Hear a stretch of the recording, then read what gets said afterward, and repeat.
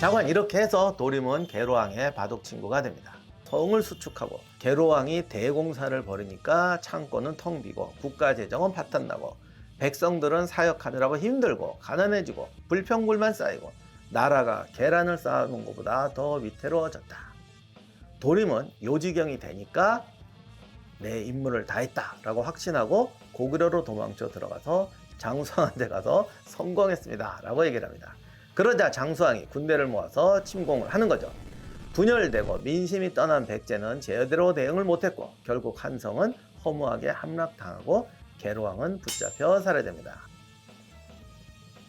제임스 본드의 카지노 로얄 따위는 상대도 안 되는 엄청난 스파이였다고 하겠습니다. 스파이의 원래 최고 수준이 이런 겁니다. 도림은 대체 누구냐?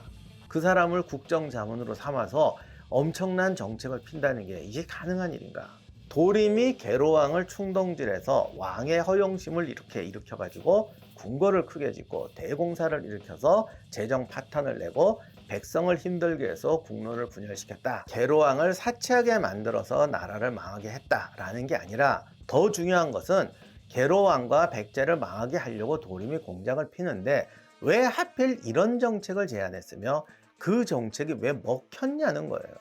왜 왕들은 국가의 운명을 걸고 이런 대공사를 벌릴까? 도림은 어떻게 계로왕을 속였나? 고구려의 광개토왕이 백제 침공을 시작했을 때부터 계로왕 때까지 백제 정치사는 상당히 복잡합니다.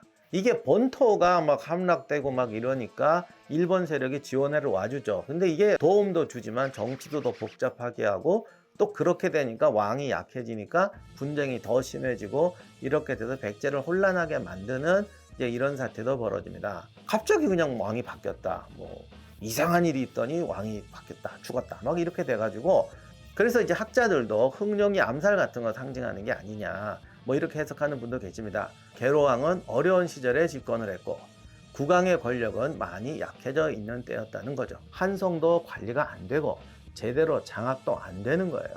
도림은 와서 이 상황을 본 겁니다. 이 도림의 말은 계로왕이 아픈 데를 찌릅니다. 몇만 명의 군대가 충돌하는 대전투를 벌이려고 하는 시대가 왔어요.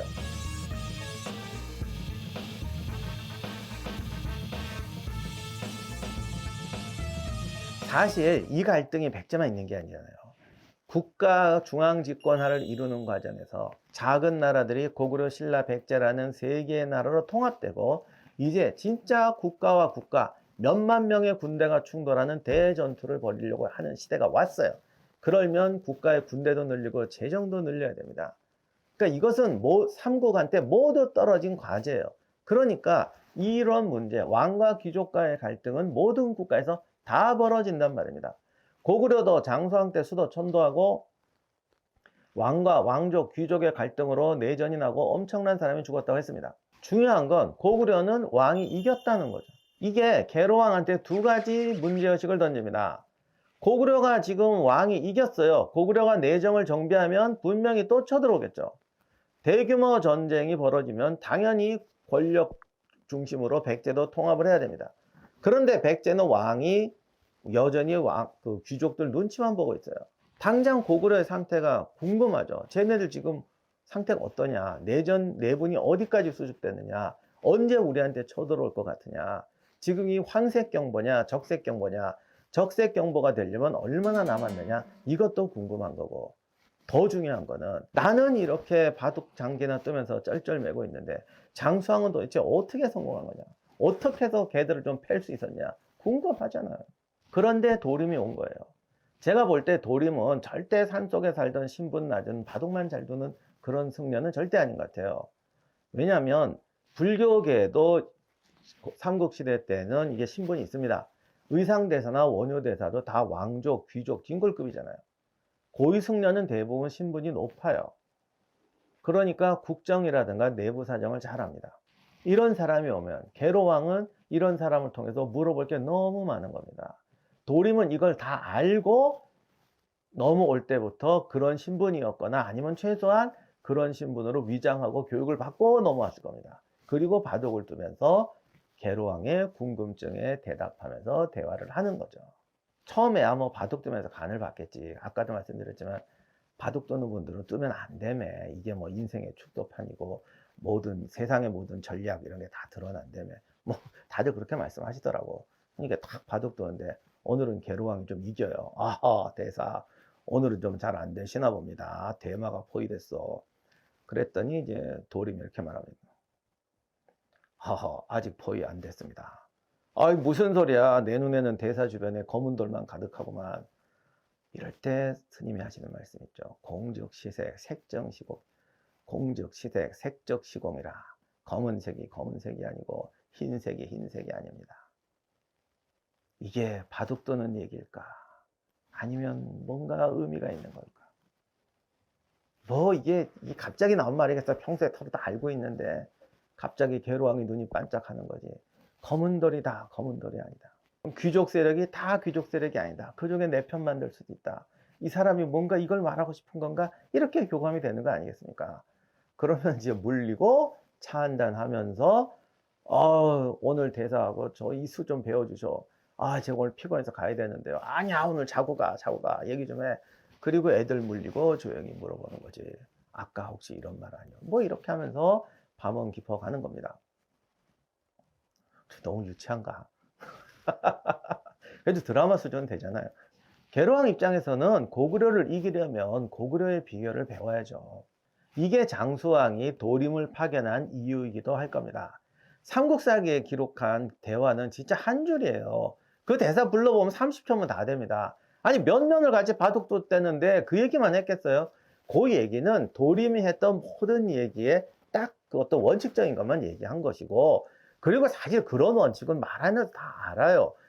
실제로는 바로 이 방법, 어떻게 하면 당신이 궁전을 건축하고 왕의 선왕의 무덤도 하고 당신이 이 어려운 꼴에서 벗어날 수 있겠느냐, 그런 구체적인 기술적인 방법을 자문을 했겠죠. 우리는 워낙 통일된 민족 국가에서 너무 오래 살아가지고 외국인 고문을 국정의 어떤 뭐랄까 재상이나 자문력으로 등용한다는 게 되게 낯설고 좀 어색한데, 그 유럽처럼 이렇게 나라가 쪼개져 있는 나라는 개혁 추진할 때, 특히 이제 그 뭐 봉건 세력 이런 거 누르고 뭔가 국가 위주로 개혁하려고 할 때는 외국인 등용하는 경우가 꽤 많습니다. 아니야, 이거 유럽사 뒤질 필요도 없어요. 춘추 전국 시대, 제자백가 시대 보면 다 외국인 등용합니다. 그 국가 개혁자로 유명했던 사람들, 상왕, 이사, 한비자, 손자, 손무조, 오기, 전부 외국에 가서 활동하잖아요. 이거를 우리는 보통 이제 뭐 출신과 상관없는, 국적도 필요 없는 오직 능력 권위의 인재 등용이다 라고 이렇게 설명하는데, 물론 그런 면이 있어요. 있는데, 근데 절대 그게 전부가 아니에요. 어떻게 보면은 진짜 본질은 외국인을 이용해서 국내 기성 정치 체력을 개편하고 국가 집권 체제를 강화한다. 이게 본래 목적일 수가 있어요. 그런데 그 강화하는 방법에 두고 뭐 상황이나 이사나 손무나 옥이나 공자님의 방법이 달랐던 거죠. 실제로 이들 대부분이 추진했던 정책이 왕족과 귀족의 세력을 누르고 왕을 중심으로 하는 국가 권력 강화였습니다. 그건 상황, 이사, 옥이 뭐 다 그렇습니다.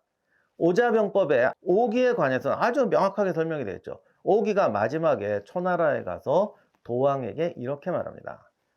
옥이는 초도왕에게 초나라의 풍속에 대해서 말하기를, 대신들은 지나치게 강하며 제후로 임명된 사람들은 지나치게 많습니다. 그러니까 야들이 위로는 군주를 핍박하고 아래로는 인민을 착취하는 겁니다. 이는 나라를 가난하게 만들고 군대를 약하게 하는 겁니다. 봉군은 3대가 되면 딱 몰수해야 됩니다. 잡다한 관리는 녹지를 없애고 불필요한 관직은 덜어내서 그렇게 절약하는 돈으로 군사들을 봉양하십시오. 그러니까 군사를 키우십시오. 이거 도림이 했던 얘기하고 뭐 궁전 건축한다 뭐 요걸 자꾸 이렇게 기분 나쁘게 보니까 그렇지 전체 맥락은 잘 똑같은 거예요.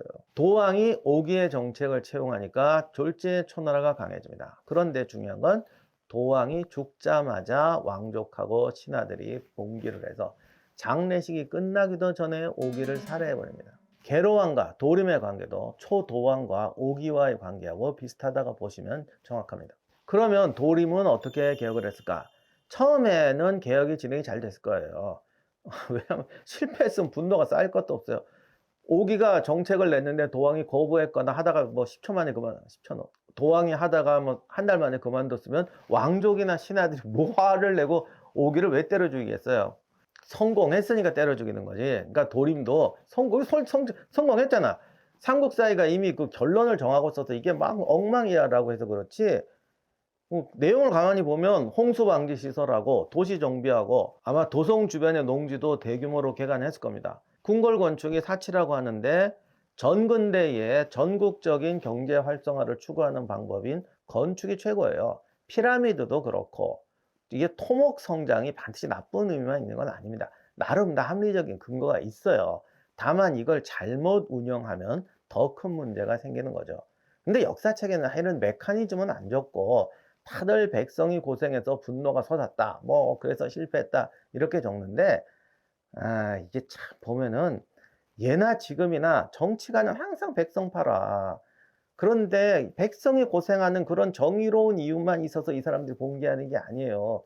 사실은 자기네들이 이권 다투면 피라미드 같은 대건축을 해. 누구한테 입찰 줄 거야? 누구한테 여기서 여기까지 돌을 날라야 되는데 그건 누구한테 맡길까요? 어느 회사에 맡길까요?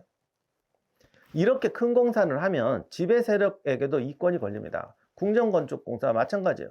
계로왕이 전국에서 인력을 동원했다고 그러잖아요. 그러니까 백성이 고생했다고 근데 걔들이 그냥 와? 다 그 지배층 매개로 하는 거지. 그래서 여기서 지배층의 역학관계가 바뀌어요. 왜? 이런 사업할 때 모든 거를 공평하게 지배층한테 분배하냐고요. 절대 안 그러지. 누구한테는 더 가고 누구한테는 덜 가죠. 그러면 기존의 권력지도 그 대귀족들과 그 밑에 있는 부하들 이런 관계에 참 정밀한 거미줄이 흔들리는 겁니다. 해치에게 충성하던 갈씨가 갑자기 구강편으로 돌아설 수도 있고 요 집안하고 저 집안 간에 싸움을 붙일 수도 있어요. 이렇게 해서 정치 지형도를 새로 짭니다. 원래 개혁이 실패한다고 해서 다 실패하는 게 아니에요. 계로왕은 분명히 궁궐도 짓고 도성도 수축하고 그랬습니다. 이처럼 성과를 내니까 지켜보던 사람들이 하고 놀라는 거예요. 이거 갑자기 뭔가 달라진 것 같다. 왕이 힘이 생겼구나. 야, 갈씨는 저쪽 편에 붙었대. 이렇게 되면 어떻게 돼요? 다른 사람들이 또 이렇게 막 붙습니다. 이렇게 발빠르게 움직이면서 정치 지도가 요동치고 기존 세력의 구성이 달라지게 되는 겁니다. 당연히 불평불만하고 불안감이 드는 사람도 늘어요. 그리고 이걸 따기 위해서 자기들끼리 모함하고 싸우는 사람도 생기겠죠. 왕은 이 모든 거를 보고 작전을 잘 짜야 돼요. 요번에 얘가 어떻게 이렇게 요번에 얘가 화가 나서 뭔 짓 했다며 이거 잡아다 공개 처형해. 아무리 해치라고 그래도 감히 왕 때려 죽이겠다 한 놈 죽이는 거야. 누가 시비 걸겠어. 요번에 쟤들이 싸우는데 얘가 뭐 이렇게 왔어요. 투서가 왔어요. 이거 모함인 것 같은데. 그런데 요 기회에 쟤를 없애버리면 목신의 집안에 왼팔이 잘려. 야, 이거 못 본 척해. 다 알잖아. 이건 내가 조작한 게 아니야. 지들끼리 싸운 거야. 그러니까 나는 쏘가주는 척만 하자. 그러니까 쟤네 집 없애. 그게 제중걸로나 고위만년이 그렇게 돼서 숙청당했을 수도 있죠. 이럴 때 또 누가 자문을 해줘야 돼. 이게 이런 거는 혼자 절대로 못합니다. 누가 대화 상대가 있어야 돼요. 저도 강의 안 하려고 하다가도 오프라인 강의도 하고 그러는 게 강의를 해야 또 생각이 나고 정리가 잘 돼요. 집에서 하는 거하고 그냥 또 강의하는 거하고 다르거든. 제가 이 유튜브로 이런 얘기 하는 것도 무슨 소리입니까? 그냥 강의하듯이 이렇게 글 쓰시면 되지 않습니까? 그렇게 안 돼, 인간이. 그래서 제가 힘들어서 이렇게 하는 것도 또 쓰다 보면 저도 좋은 생각 나고 그러는 건 그렇고. 그리고 어쨌든 혼자 하다 보면 뭔가 기준점이 없으니까 사람이 죽고 살고 그냥 수십 명이 죽고 수백 명이 죽일 수도 있는 건데 이걸 어떻게 혼자 해요? 그럴 때 대사, 장수왕은 이럴 때 어떻게 했어? 그게요. 그때 고구려의 걔가 넘버 3였거든요. 다들 이렇게 되면 제가 반란이 일으켰금 막 이랬는데 걔가 원래 성격이 누구랑 똑같아요. 그렇게 했었는데 그때 확 해보니까 세 놈만 패니까 그냥 팍 죽더라고요. 그래서 장수왕은 300명 해치웠어요. 근데 우리 이번에 한 셋만 해치웁시다. 이거 못합니까? 뭐 이렇게 하는 거지. 문고리 권력이 이래서 무서운 거야. 그리고 문고리 권력은 절대 안 없어지는 거야. 이렇게 정치 지형도가 바뀌다 보니까 결국 뭔가 터졌어요. 이게 사료가 없어서 너무 안타까운데 하여간 뭔가 터졌어. 그래서 고위만년과 제중걸로는 고구려로 망명할 정도로 뭔가 식감과 갈등이 터지고 뭐 좀 숙청도 되고 그랬겠죠. 그러자 이때가 이제 되었구나라고 해서 도림이 고구려로 돌아가고 장수왕한테 나타나는 겁니다. 사명복관수하고 복귀했습니다. 모르지. 이때 아예 도림이 고이만년과 제중걸로 망명하는 것도 조종해가지고 데리고 튄 건지도 모르죠. 그리고 뭐 이 사람만 그랬겠어. 어떻게 되고 어떻게 되고 심각한 내분이 난 걸 알고 들어가는 겁니다. 자, 이렇게 도림의 스파이 작전에 대해서 설명을 드렸는데 여기 아직 풀리지 않은 의문이 하나 남아 있습니다.